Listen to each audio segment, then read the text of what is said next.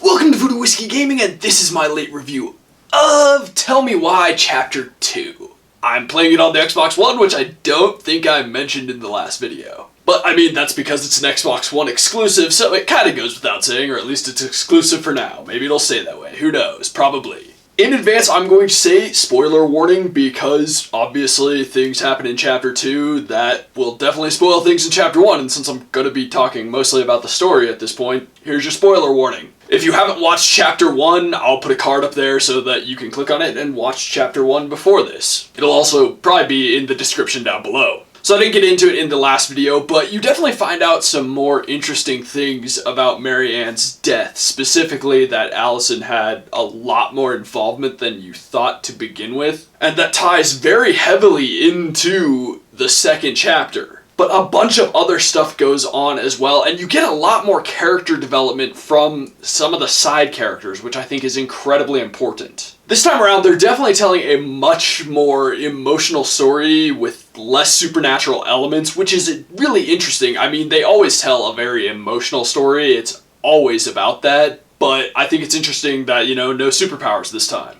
Kind of the key thing, though, in Chapter 2, and I think this is really important, is now they're diving more into what happened with Mary Ann specifically to reach the point where she's pointing a shotgun at one of her kids. And the side characters, specifically Tessa as well as Eddie, you get to learn more about them, and they give you a few hints about Sam later in the chapter, and that's really kind of interesting, and it brings up some questions, possibly some clues, and I'm really curious where they're going with the story. At first, it really felt like Chapter 2 was wrapping everything up, and then, man, they hit you with something. Definitely a surprise at the very end that makes the story need to keep going. And, I mean, I didn't think it was completely over there, but they did do a good job reaching the conclusion of some elements. Okay, so as for the audio, I still love the music. That hasn't changed at all. The sound effects are still very good. I will say, I think the voiceover work in Chapter 2 is slightly better. I didn't hit any place where I was like, ooh, that's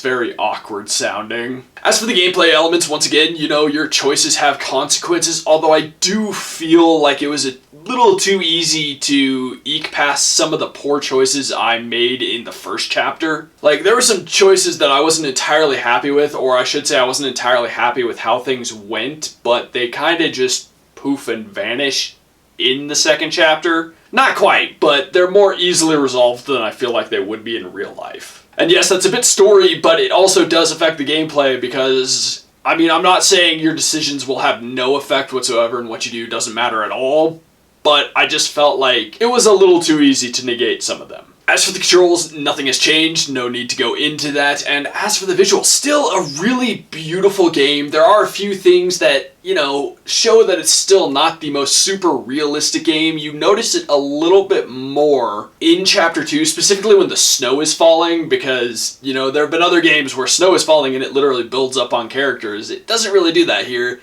They have snow on them, but it doesn't feel as naturally occurring. That being said, it's not like this is a terrible looking game. It's not meant to be the most hyper-realistic thing. There's definitely meant to be, you know, an animated element to it. So I'll say I still enjoy the visuals. There hasn't been anything that I've been like, oh. They do some really cool things where they begin to tie these characters that they created as children to real life people, and you begin to see the connection. So to wrap this chapter up, I really enjoy it. I like where the story's going. I think they do a good job giving you some conclusion, but then making sure they can keep the story going. Like, the question that ended up keeping the story going didn't feel like it came out of nowhere entirely. It was something that was in the back of my mind as the player, so I really like that. I think they did a good job with the continuation, because otherwise, you know, they could have wrapped it up there. Okay, so in the comments down below, why don't you tell me, Telltale or Don't Nod, who makes your favorite kind of these games? As always, thanks for watching. If you enjoyed the video, please hit that like button, and if you like what I'm doing in general, share, subscribe.